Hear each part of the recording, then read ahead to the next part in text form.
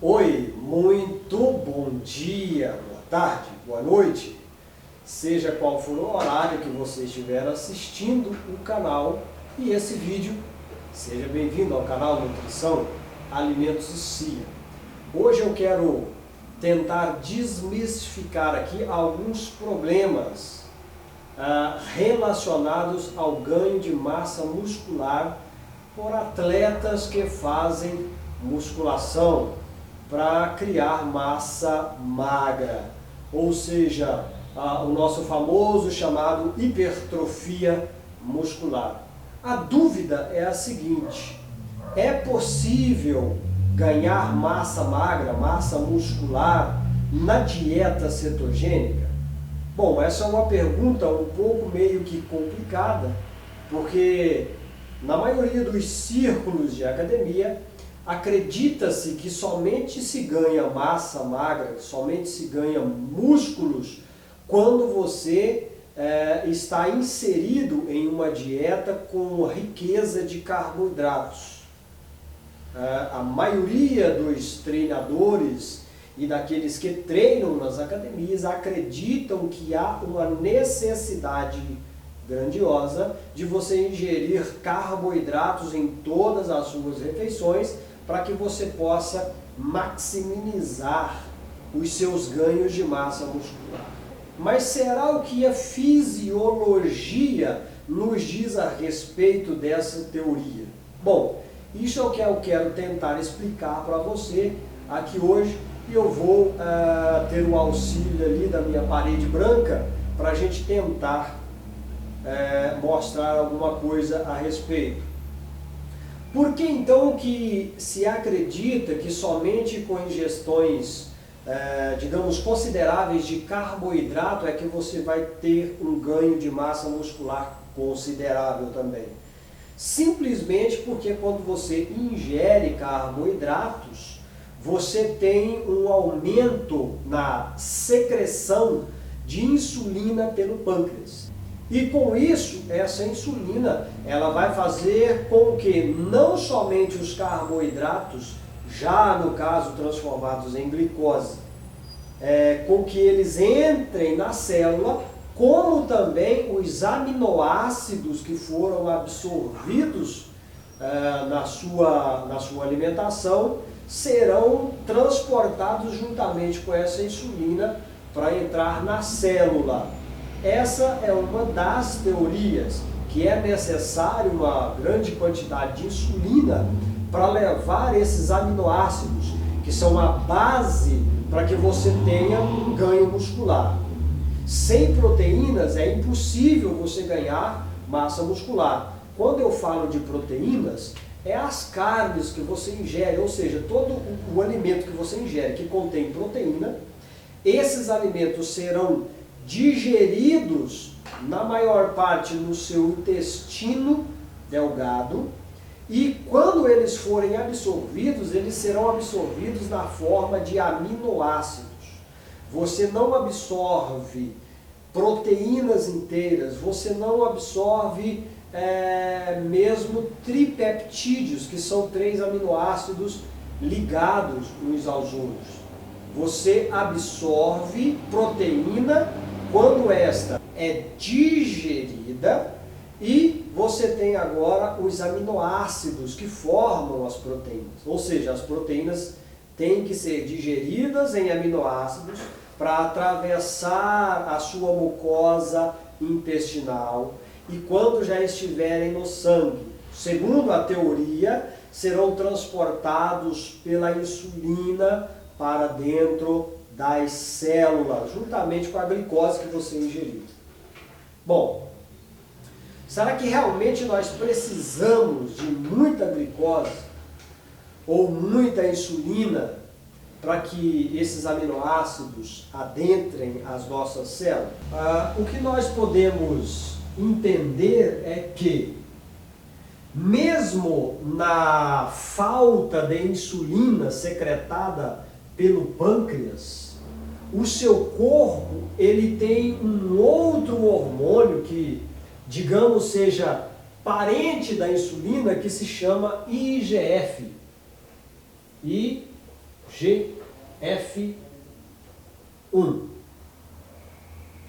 Esse nosso querido IGF-1, ele trabalha quando não há uma quantidade suficiente de insulina para fazer o trabalho de normalização do açúcar sanguíneo, que se chama glicose.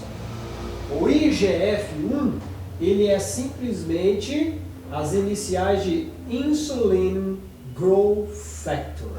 E ele age mais ou menos parecido com a insulina. Só que a insulina, ela só é ativada quando você ingere glicose. Quando você ingere carboidratos, se transforma em glicose, essa insulina é estimulada. No caso de não ingestão de glicose, todo o balanceamento sanguíneo de glicose que você tem é feito então pelo IGF-1, que é o Insulin Growth Factor. Mas será realmente que esse Insulin Growth Factor, o IGF-1, ele consegue colocar aminoácidos dentro das suas células? Muito provavelmente sim, porque existem povos que não consomem uma boa quantidade de carboidratos e alguns deles quase que zeram os carboidratos na sua alimentação e mesmo assim eles conseguem ter um desenvolvimento físico bom. Digamos que não tenham um desenvolvimento de massa muscular estrondoso, como nós vemos os atletas de competição do fisiculturismo. Mas o trabalho do IGF-1 é justamente esse, fazer a regulação do açúcar sanguíneo quando não há a presença de insulina. Por exemplo, nas horas de jejum. Nós ficamos cerca de 8 horas em jejum quando nós estamos dormindo, sem nos alimentarmos. E esse hormônio, ele trabalha nesse sentido. Outro detalhe interessante de se falar é que quando você ingere aminoácidos, digere as proteínas em aminoácidos e elas são absorvidas, esses aminoácidos eles não ficam muito tempo na sua corrente sanguínea. Ou seja, eles são transportados logo que são absorvidos para dentro das células. E dentro das células, eles são armazenados em forma de proteína. Ou seja, esses aminoácidos dentro da sua célula são sintetizados e formam proteínas, sejam quais proteínas forem. E ali dentro das células, eles ficam armazenados em forma de proteínas. Quando a célula chega à saturação de recebimento de aminoácidos e transformação em proteína, então você chegou ao limite máximo. Essa célula, ela não vai conseguir mais absorver, passar para dentro dela os aminoácidos e assim sintetizar proteínas. Então o que irá acontecer? Todo o excesso de aminoácidos que estão circulando e estão sendo absorvidos, eles sofrerão um processo chamado gliconeogênese, em que eles se tornarão gordura ou se tornarão glicose. O que seria mais cômodo e mais fácil seria se transformarem em gordura. Por isso é que excesso de proteína na alimentação pode fazer alguém engordar, porque há um limite máximo para as células sintetizarem proteínas e ali ficarem guardadas até serem necessárias. Digamos que você se alimentou umas 5 horas atrás com uma refeição rica em proteína. Tudo isso se digeriu, foi absorvido como aminoácidos, foi para dentro das suas células, foi sintetizado novamente em proteínas e ali elas ficarão. Como a sua refeição foi há 5, 6 horas atrás, você não tem mais nenhuma proteína, nenhum aminoácido mais circulante no seu sangue.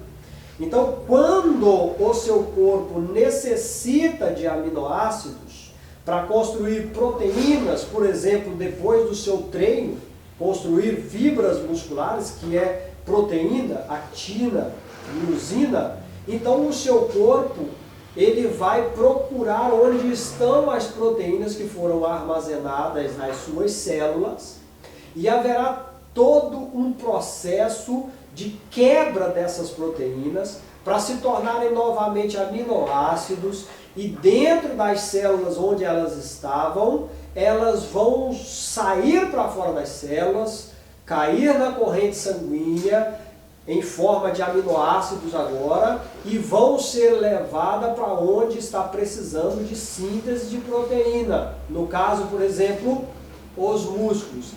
Esse padrão de funcionamento de síntese proteica acontece todos os dias, todos os minutos, principalmente após os treinos, onde você precisará construir várias proteínas musculares. E não só proteínas musculares, mas também esses aminoácidos que agora foram degradados, saiu das células, está na corrente sanguínea, eles formarão também outras proteínas que são necessárias, não somente proteínas musculares. Tudo em nós é proteína. A nossa pele é proteína, os nossos olhos são proteína, as suas unhas são proteínas, o fígado é proteína. Tudo em nós é proteína, inclusive as enzimas que quebram as proteínas são formadas também por proteínas. Então é um processo muito complexo que a fisiologia tenta explicar, mas algumas partes também ainda é desconhecida. Então o que eu digo é o seguinte: a probabilidade de ganhar musculatura magra, massa magra em uma dieta cetogênica, sim, há a probabilidade. Talvez não seja um ganho exorbitante, mas há a possibilidade. E temos que levar em consideração também até mesmo os biotipos. Existem 3 biotipos básicos, que é o ectomorfo, o mesomorfo e o endomorfo. Esses 3 biotipos, eles conseguem sintetizar proteínas, mas há um volume no qual há uma máxima para cada um desses biotipos. Um ectomorfo é meio complicado para ele ficar um gigante, cheio de músculos, aquela coisa avantajada. Já para o endomorfo seria mais fácil obter esse shape de grandão mesmo. Mas é possível ganhar massa magra mesmo ingerindo poucos carboidratos. Agora, a bem da verdade é que, para que nós tenhamos essa certeza se funciona ou se não funciona, nós devemos nos colocarmos como experimento. Ou seja, experimentar em nós mesmos se isso funciona ou não. E há um detalhe também que se deve levar em consideração, é que não somente a proteína faz crescer massa magra, mas também é bom frisar que nós dependemos de uma boa digestão. Isso é, que o seu aparelho digestório ele funcione adequadamente para que você consiga absorver todas as proteínas que você come. É claro que digeridas em aminoácidos. Por exemplo, uma proteína, uma enzima que digere proteínas ainda no estômago, que se chama pepsina, se você tiver problemas com a pepsina, você não vai conseguir digerir muita proteína, principalmente o colágeno. A pepsina é uma enzima fundamental para quebrar as moléculas de colágeno, de proteína colágeno, que você come na sua refeição. Então, se você tiver problemas enzimáticos para quebrar as proteínas que você está comendo, digerir todas elas, para que elas se tornem em aminoácidos, você terá uma baixa absorção de aminoácidos. E isso vai fazer com que a sua síntese proteica também seja prejudicada. Outro fator que se deve levar em conta são os fatores hormonais. Porque você depende dos hormônios para que aconteça a síntese proteica nas suas células. Um deles é o hormônio do crescimento, que é muito eficaz na síntese proteica até mesmo a longo prazo. O outro é o testosterona, que também é muito eficaz na síntese de proteínas nas suas células. E isso deve estar em perfeita harmonia.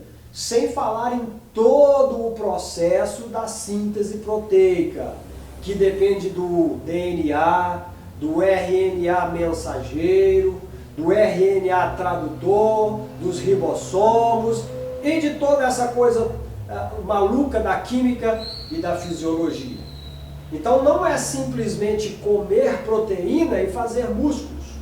Existem vários aspectos que tem que ser levado em conta em tudo isso. De repente você tem um problema de enzimas, de repente você tem um problema na tradução ou na transcrição dos RNAs para síntese proteica, e você acha que é a dieta cetogênica que não deixa você criar, no caso, uma musculatura ou o ganho de massa magra. E tudo isso tem que ser levado em conta. Então, o que seria bom era justamente isso. Nós olharmos todos esses parâmetros hormonais, digestivos, o consumo das próprias proteínas e experimentar. Ir para o treino, dentro da dieta cetogênica, fazer os nossos exercícios de peso, mesmo musculação, e ver o que acontece. Seria o jeito mais prático, porque seria um teste real e não o que está escrito nos livros. Ok? Então, um abraço para você e até a próxima.